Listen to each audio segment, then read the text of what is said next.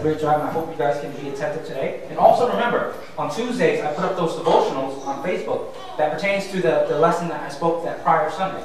And at the same time, also, even if you go on Google or YouTube, or you go on KabotaChristian.com and you type in AEC Youth or Second Generation, or even if you type in my name, you will actually see the sermon series that I've spoken about thus far, which is part 1 and part 2, actually online that you can actually download and listen to, or you can just stream and listen to, as well as the video from last week's sermon as well. If you're more of a visual person and don't like to listen, then feel free. There's also the video on KabotaChristian.com as well for the second part series. All right?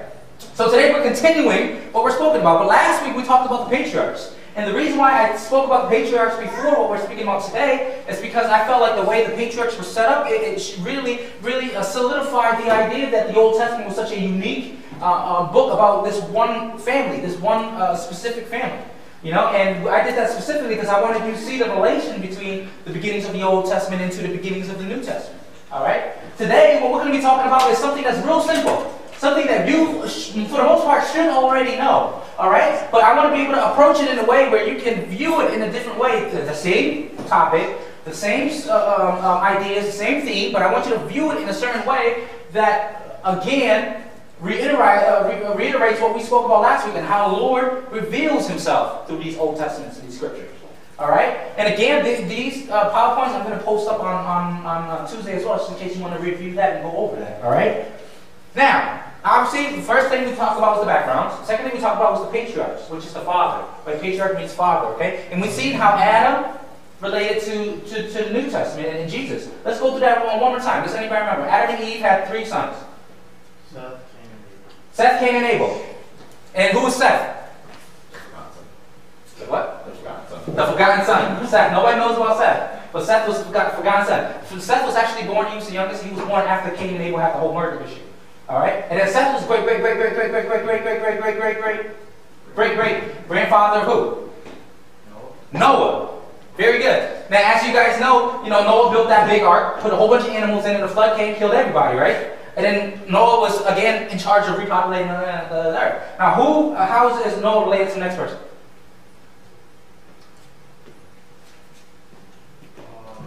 Abraham. Okay, so Noah was a probably one more great-grandfather of Abraham. Okay? Now what happens after that? I showed you the chart last week. It's on Facebook too. What's after Abraham? Remember Abraham tried to sacrifice his son named Isaac, and then God gave that ram in the thicket in replacement for the sacrifice. Okay, there was Isaac, and then what happened with Isaac? 2 sons? Jacob and Esau. Okay, Jacob and Esau. Remember Jacob stole Esau's blessing, he bounced, ran away because he thought his brother was going to kill him. And then Jacob was the one that ended up wrestling with God. We spoke about this last week. And then what happened with Jacob and Esau? What happened with Jacob in specifics? The father of what?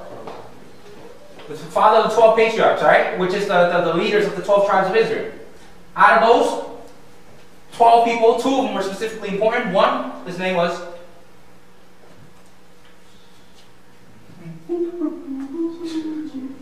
starts with a J. What? Judas. All right. So Judas, one of the 12 patriarchs was Judas, and he was the direct line of what?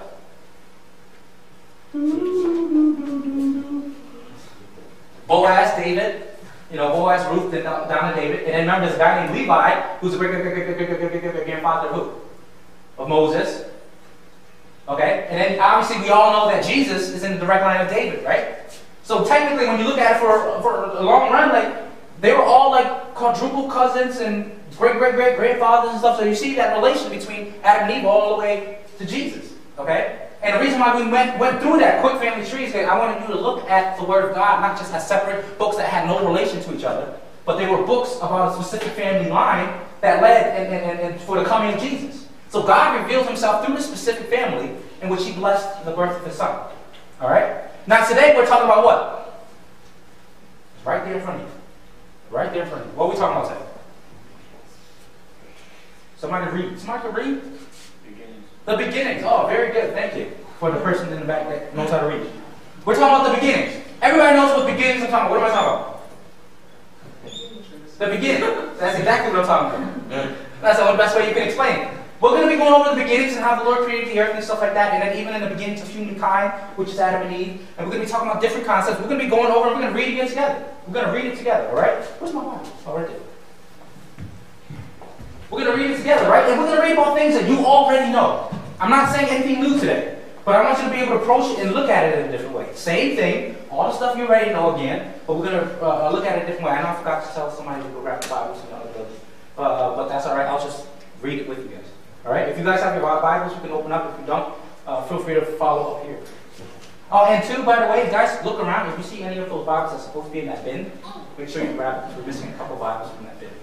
Oh, found one. Amen. I think we're missing one more, but keep your eyes open for that, all right? All right, and remember, these are the three ways that God reveals himself through his word. One is through his literal word. What he said he's going to do. Who he is, what he said he is exactly who he is, all right? Number two, his action and reaction, which is his relationship with his people. You see the relationship between Abraham and God, or God and Noah, and you can see the characteristics of God coming through those relationships, all right? And then, obviously, the third one is what? Through his people themselves. We see the good characteristics in the leaderships of these people, like the Abraham, the Isaac, the Jacobs, even the Noahs or the Japheths, all the way in the Old Testament. You see specific characteristics of these people, and the good characteristics, and you can see God through them. Okay? And the reason why this is important is because we're going to be using this method again, just like we practiced it on Friday. We practiced this method on Friday. We use this method again in studying the beginnings.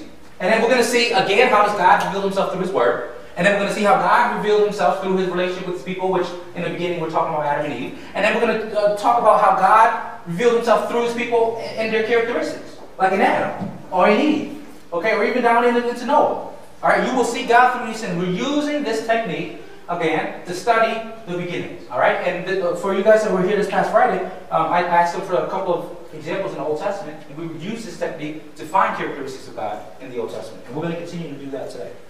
All right, let's read. Everybody who has a Bible, we're going to open up to Genesis 1.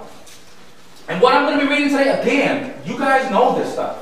All right, real simple stuff. But you're going to be given the opportunity to look at it in a way where the Lord can reveal himself to you, if he has not done yet already. All right, I'm going to be starting in Genesis 1, verses 1.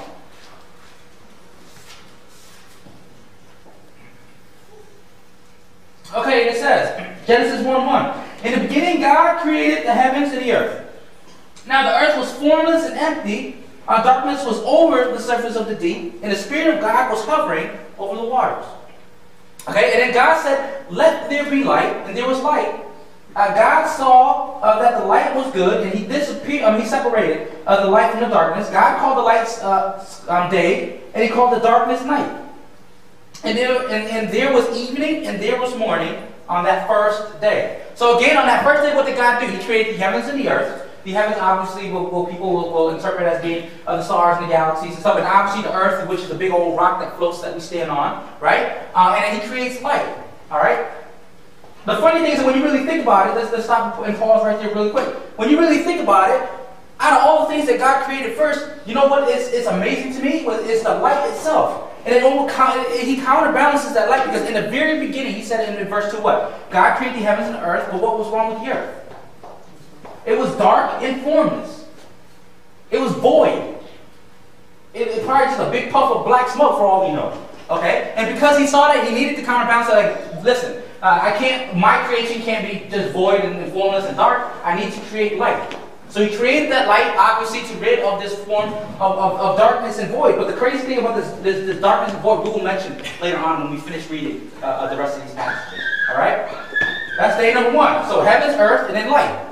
Day number 2, start reading in verse 6. And God says, let there be a vault between the waters to separate the water from water. So God made the vault to separate the water under the vault from the water above it, and it was so. God called the vault sky, and there was evening, and there was morning on the second day. So on that second day, God separated waters. The waters in the mist that exist in the atmosphere and the air, and then he separated the waters that may be on the ground, and he put it in between it, and what that separation in between it was called sky. Okay? And this is also the main reason. Remember back in the days when I told you how people used to think back in the days that, when you see the darkness in the sky, they used to think that there was a bubble that covered you, and there was literally water up there because of the start of this verse.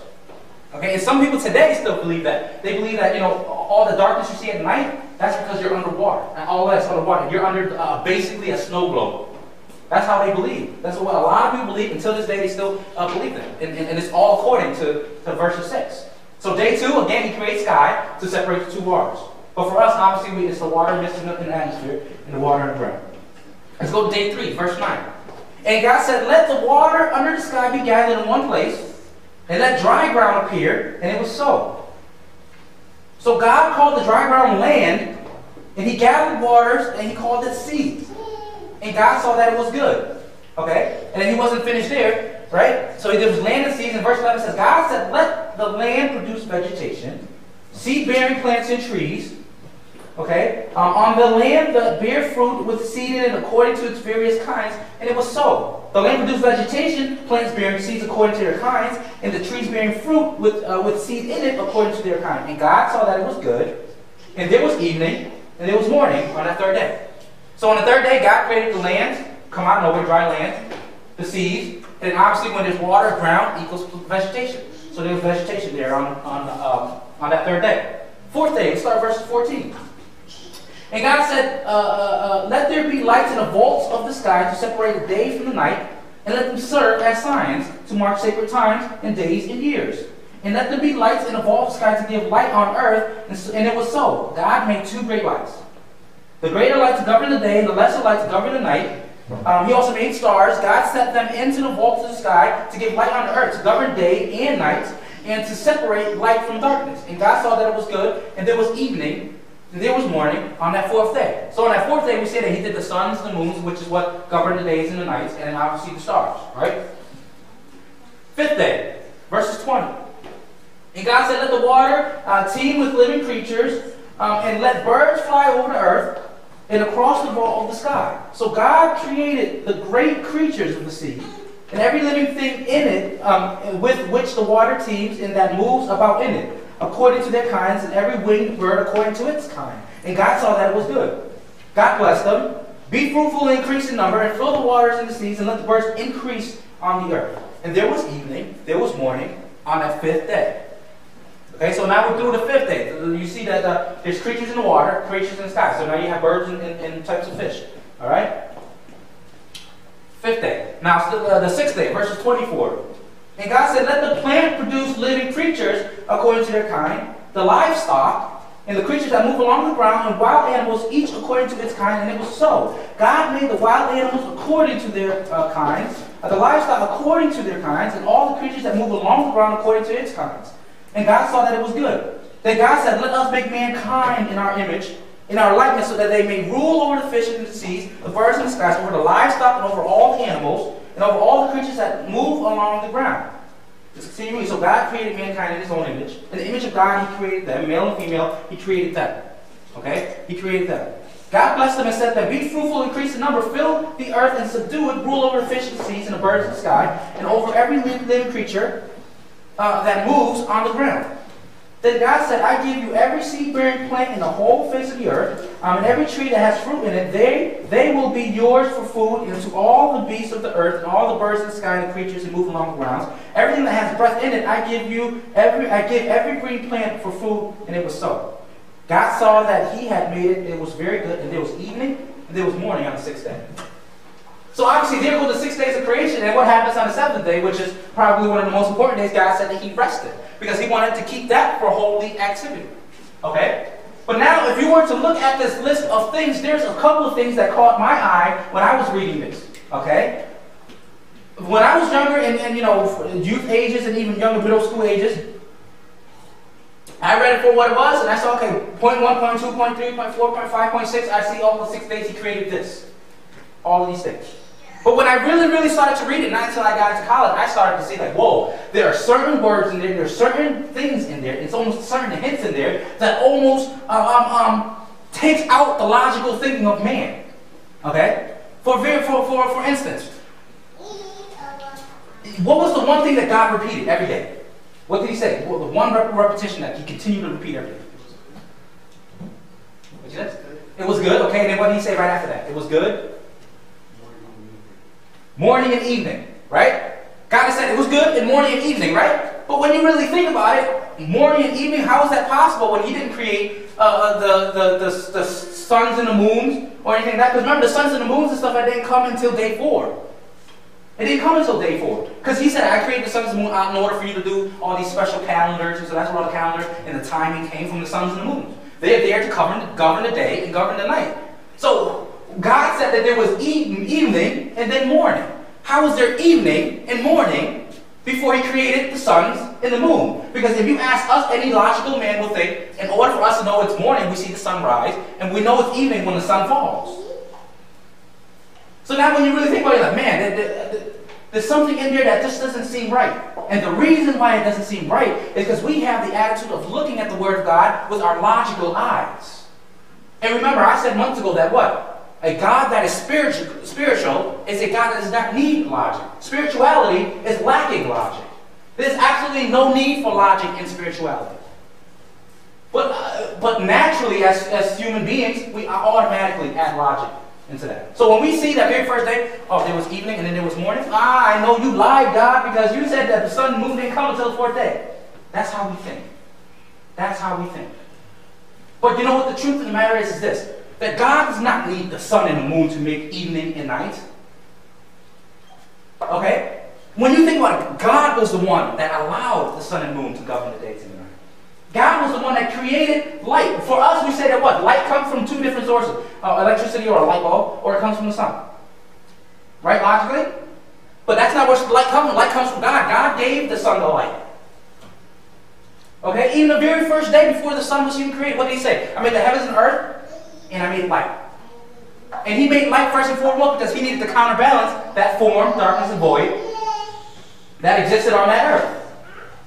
Okay? So stop looking at it like, okay, well, there has to be some fault in what God is saying, because there isn't. God gave the sun the light, so why wouldn't he be able to create evening and morning without sun and the moon? This is what we're talking about here. If we were to use, this approach in seeking the Word of God, you know what you start to see?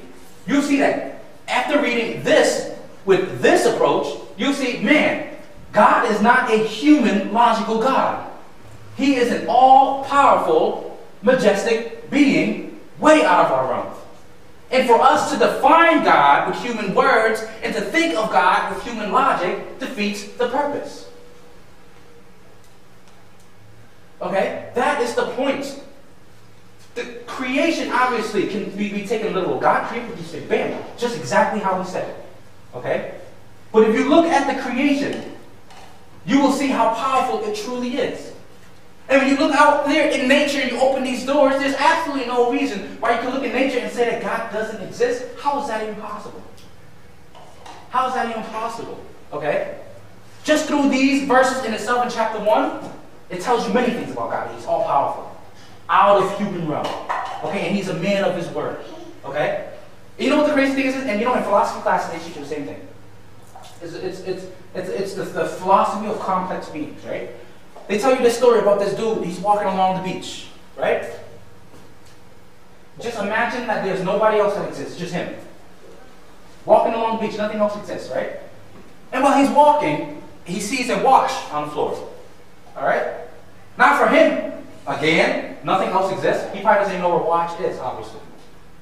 Okay, so he picks up the watch, and he opens the watch, and inside the watch, he's able to break open the face, and he sees all these gears, these gadgets, and all these complicated things that allow this watch to move. For you guys that know anything about watches, I don't know much about watches either. But if you were to break open a watch, there is a lot of complicated gears and things that tell, and it has to be extremely precise, the way these gears touch each other, how they rotate, all these things in the gems and jewels or whatever. It needs to be precise in order for you to tell time. That's the purpose of the watch. But it is not, there's nobody in their right mind will open that watch, see all the complications in the gear and say, this came to be out of randomness. That doesn't happen that way. Complicated things don't happen in randomness in that way. So by just looking at the watch, he was able to look at the watch and say, man, because his watch is so complex and so complicated, there has to be somebody that created that watch. There has to be somebody that created the watch. It can't come into perfect being out of randomness. It works the same way when you look at this system. The Lord needed the vegetations first. He needed earth, water, vegetation, because obviously earth plus water equals vegetation and seed, right? And then after that, he had to create what? He had to create animals that live in the water and the sky first. Why didn't he create livestock first? The reason why he didn't create livestock first, because the majority of livestock need meat to survive. But the majority, I believe, is 79% of the birds in the air, and then the birds that, oh, not the birds, but the fish that live in the sea, they don't need other meat to survive. They need what? Vegetation. They need each other. Like if you're talking about sharks that eat meat, they ate other fish. They didn't jump out of the water and then ate things that were on the land because that was not created yet. So God created that first. He needed the vegetation, he needed the fish and the birds, and after that he created livestock. This livestock needed that. He created this cycle. There's a reason why things sit the way that they sit now. Why didn't he create man in the beginning? Why didn't he create man if man was most important? Why didn't he create man on the second day? Because we would have been starving. If he created on the second day, all we had was light and land. There ain't no food, there ain't no vegetation, there's no meat, nothing. So if God created man on the second day, that wouldn't have been that smart, would it? He created purposely on that very last day because he knew we need all of it. We needed the sun and the moon because we needed to logically think about something where these lights come from. We needed the vegetation. Why? Because without the vegetation, we can't breathe. The vegetation gives us oxygen. So if he created us before the vegetation, that would have been terrible. We wouldn't have been able to breathe. So that in itself is the same thing as that complex watch theory. When you see the system created in front of you, there is no way that you cannot tell me that God does not exist. It's impossible. It's absolutely impossible. You know, and you see those things. Like say for instance, I go to Nathan's house, for example. I go into Nathan's room and just say, for example, that Nathan loves to read. Alright? Perfect example, right? I go into this room and his books all stacked up against the wall as neat as they possibly can. First of all, he stacks them by color. And after that color, he stacks them up by height. And you see that it's just so neat and so perfect that I know for a fact that he didn't just throw the books on the wall and it just ended up all the colors next to each other or all the heights sitting next to each other. He had to himself go and put those things in a specific order. And you can see that intuitively, you can come up to that conclusion like he had to have set that up. And he didn't randomly throw it on the wall and all the colors stacked up on top of each other. I knew Nathan did it. He probably has OCD. Okay?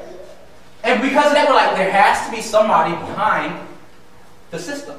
There has to be something behind the perfection, the setup. You look out there and you go into you look into this world and how it creates things. How the water needs the plants, how we need the plants, how the plants need us for carbon dioxide, and it creates oxygen, and then the plants need the sun for photosynthesis. All of these systems in nature, all the systems in our bodies. Look, just look at your bodies. From your lungs, to your pancreas, to your chest, to your... Everything is needed for a specific purpose, and it runs on a perfect system. That's why you're able to stay alive. Your body retains water when it needs to. It retains food and fat when it needs to. It created legs perfectly for you to run. Created toes for you to jump. Created hands perfectly to maximize. All of these things are perfectly created, and then you mean to tell me that you can't see God through that? Nobody goes to Nathan's room and says, oh, that was random and that was amazing, because that is by coincidence. By coincidence, something was perfectly created. Yeah, okay. In order for you to know that somebody existed to create that, a system. That word system in itself. If there was no creator, there would be no such thing as system. Everything would be random. Everything would be random. That's how the world works. So when you approach the beginnings, don't approach it like, God, I just wanted to tell you what day I did what, and don't forget about Sundays, which is the Sabbath day, and keep it whole. That's not what the main purpose of it was. He wanted to show you like, man, through this, you should see that I exist. Not only that, but through this, you should see that I am all holy, all powerful, above your own manly comprehension. Because who has evening, who has night without the sun and the moon? God does. Who creates the sun? And then he even said himself that what? That he created the heavens and earth and he created light even before he created the sun. The sun didn't come until day 4. So the light existed even before the sun. But for us, what do we say? When the sun's gone, we get no light. Logically. God is beyond that logic. Now, if we were to look at this approach in itself, God did exactly what he did. He said, what? I created the heavens and earth and I gave it light. Bam. It's a man of his word. Exactly what he said is exactly what happened. His action reactions to his people. You would have fast forwarded into chapter 2 and you see the relationship of Adam and Eve with his people, with God. You can see that God is so authoritative. And it almost gets to the point where God, I don't even think God ever said anything nice about Adam and Eve. The only thing even close to being nice, what he said was what? I created Adam and Eve in my own image. That's as nice as he got. Everything else in that, as soon as he spoke to Adam and Eve, he told them, listen, you better listen to my rules. Don't eat from that fruit in the middle of the tree. That's all I'm asking. So he's a God of discipline. He's a God of authority. He is the boss. He is the father of all. You see these characteristics through God. If you can only learn to approach it, not in a manly, logical way, but in a way that God wants you to see spirituality in it. God wanted to reveal himself through these actions. And again, even through his people. I'm not saying that when Adam and Eve sinned and walked against the Lord, that that's what you see God in. No. But after Adam and Eve, they committed sin, what was the first thing they did? They felt guilty. And then they noticed that they were naked. See, that guilt, that redemption that they had, that is the redeeming quality of God. Not the sinning part of them, but the good quality in Adam and Eve, which is the redeeming part, was the quality of God. You have to learn how to seek God. And like I said before, you all read this. I've read it. Okay? And I'm not asking you to go home and reread it, but I want you to go home and rethink it. That this is a crazy, crazy, absolutely amazing system. Created perfectly. Created perfectly in order for us to exist. We need vegetation for air. The fish in the sea need the vegetation in the water. The livestock needed the vegetation as well. Livestock needed each other. We needed the livestock in order to eat. We're meat eaters. It was created for a specific purpose. From the oxygen to the vegetation to the plants to the light. And you know what the crazy thing is this? You know, when you think about, and for you guys that have given your life to Christ and understand the concept of, you know, that the serpent came and persuaded Adam and Eve to do wrong things, we think in our minds, until this very day, theologians cannot answer this question. They say, oh, when was that fall, not the fall of man, but the fall of Lucifer and Satan, to come down to this earth? In what time period did he say, I want to be more powerful than God, and he and his henchmen and the rest of the angels got thrown down? We think about that, and they obviously had to exist before Adam and Eve, because obviously the serpent was already rolling on his belly when Adam and Eve was there. So that fall of Lucifer had to happen before Adam and Eve. Okay? But you know what the significance of the fall of Lucifer and Satan was? That was the start of free will. That was the start of options. Because if you were to ask, the first person that ever got options was Lucifer. And he chose what? To want to be more powerful than God. He got casted down. That's the main reason why in the very beginning when we read that the God created the heavens and earth, he saw that the earth was formed, voidless, and dark. Now, I want you to rethink something else. God said he created the heavens and earth. Now, why would God create something dark, formless, and void? What God creates, he does for his spirit. Why would God create something dark, formless, and void on the very first day? Okay? And that's a philosophical question a lot of people, even theologians, ask today, even pastors. And the hint is this. In order for that dark and that formless and void to exist, the option had to have already existed. Okay? In order for the darkness and the formless and void, because remember what they said before Satan was ever cast down, everything was perfect, right? Everything was perfect. Everything God created was perfect. Everything he was involved in was perfect. But all of a sudden, this very first day, it says it was dark, formless, and void. That right there is a hint that the option that was given to Lucifer already pre-existed even before the first day of creation. Okay? Now again, these things aren't solidified answers in books, but I just wanted you to think about those concepts. Okay? Think about those concepts and understand that this is created in a very strong, powerful way. We just read what? 25, 26 verses. And that's up. And you can see so many things in the characteristics of God just through this. Just through the beginning. We didn't even get into Adam and Eve. This is just the beginning of creation. We didn't talk about the beginning of mankind. Okay? I wish we had more time than that. We would go into that, but we don't. We definitely have time later on in the future. Maybe I'll discuss it on a Tuesday.